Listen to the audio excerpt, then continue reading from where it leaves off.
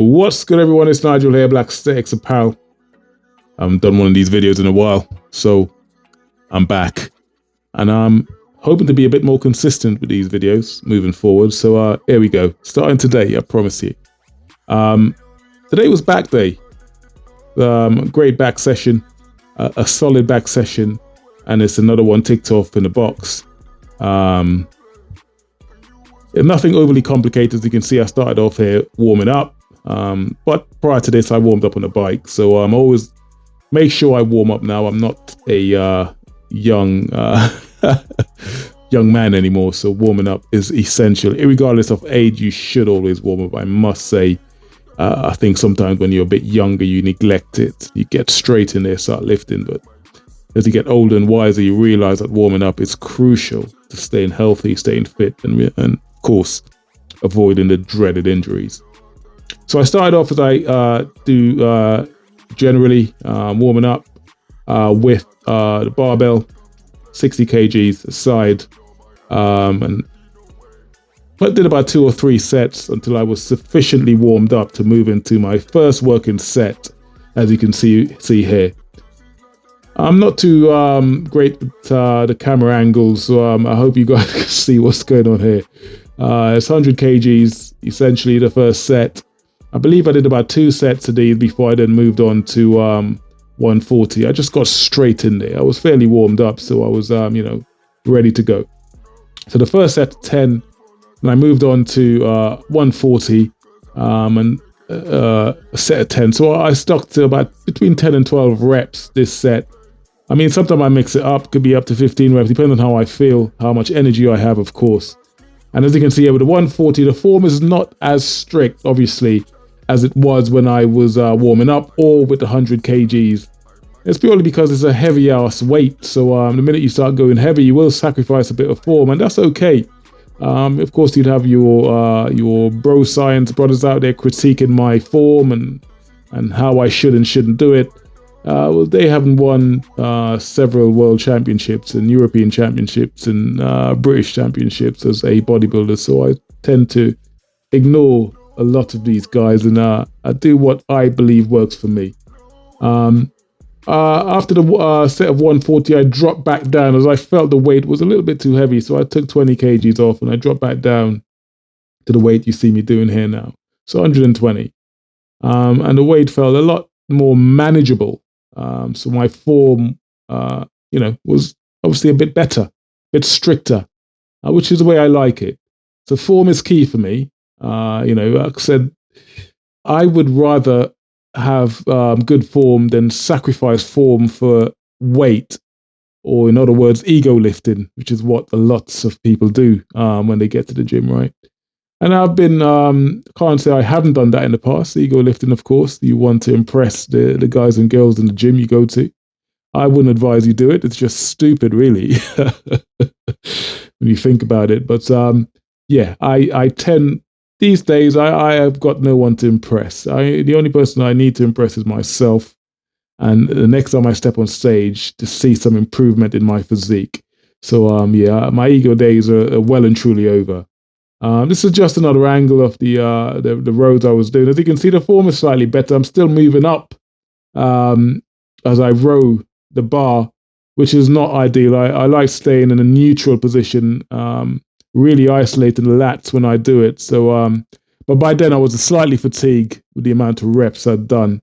And then I moved on to these rows. Again, this is one of my favorite. These are V-bar rows or whatever you want to call them. It's one of my favorite exercises, I must say, for back days, of course. And I really do feel it in my back, and not so much in my hamstring. It's really good isolation exercise, I believe. I don't know how you feel. I'm sure most of you guys watching the video may have done this exercise before. And of course, we all have our favorites when it comes to certain body parts, the exercise we love doing the most, and the one we feel it, where we feel it the most, right? And this is, for me, one of my favorites exercises to do on back days. You can see the weight wasn't stable here. It fell off at the end, but here's what it is. And I did about 4 sets at the end, doing a drop set. I believe this was a drop set that I did at the end.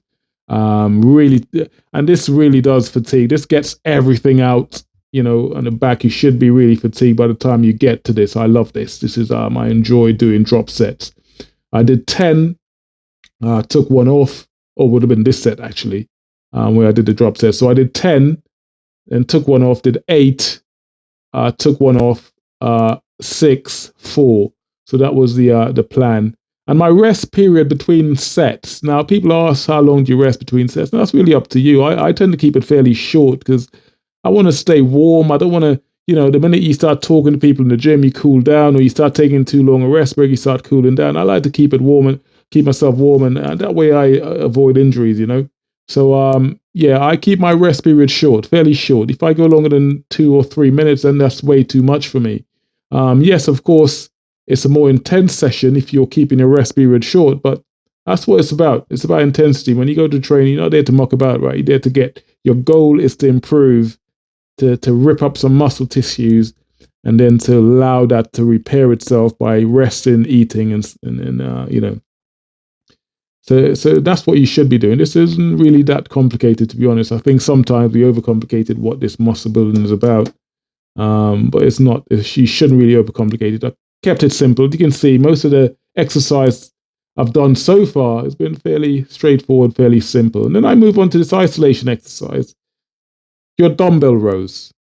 When I say isolation, you isolate one side of your back as opposed to doing a barbell rows where you're using both sides, or the T-bar or V-bar row I was doing prior to this. Again, another favorite of mine. Unfortunately, this gym, Pure Gym, has decided to get rid of the 50 kg dumbbell. This rate was really light for me, so I ended up doing 48. Now, I could go as high as probably 70 kgs, 80 kgs on dumbbell rows. So this was fairly annoying that they get rid of the 50s, and it's really good to. I mean, this is an exercise where I think you could go heavy, and maybe sacrifice a bit of form doing it. I tend to do that quite a lot on dumbbell rows, but like I said, form is key. Stick to good form. If your form is messed up, then you're likely to get injured. So, and you don't want to do that. And then, of course, we moved on to I can't even remember what I'm doing. What am I doing here? Lat pull downs. I forgot the exercise there for a minute. And this is a mainstay in my back day. I love it. I sometimes do this behind the neck as well on shoulder days, just to replicate a rear double bicep, but we won't go into that. I'll do that the next time I do a shoulder session and explain why I do it that way. But yeah, this is a fairly bog standard exercise that we all do on back day, I imagine. It's a great exercise, lat pull down. You should really, one thing I've forgotten to mention on back days is the mind-muscle connection should be something you always implore on back day. Mind-muscle connection is crucial because, of course, you can't see your back when you're training back. So it's crucial to connect with your back muscles when training it, right? And that's where the mind-muscle connection comes in. So yeah, fairly conventional. Again, I believe I did 10 to 12 reps on these, and by then I was fairly fatigued. And this is towards the end of my back session. So yeah, if you're not feeling fatigued when you're getting towards the end, then you clearly haven't worked hard enough. So keep that in mind.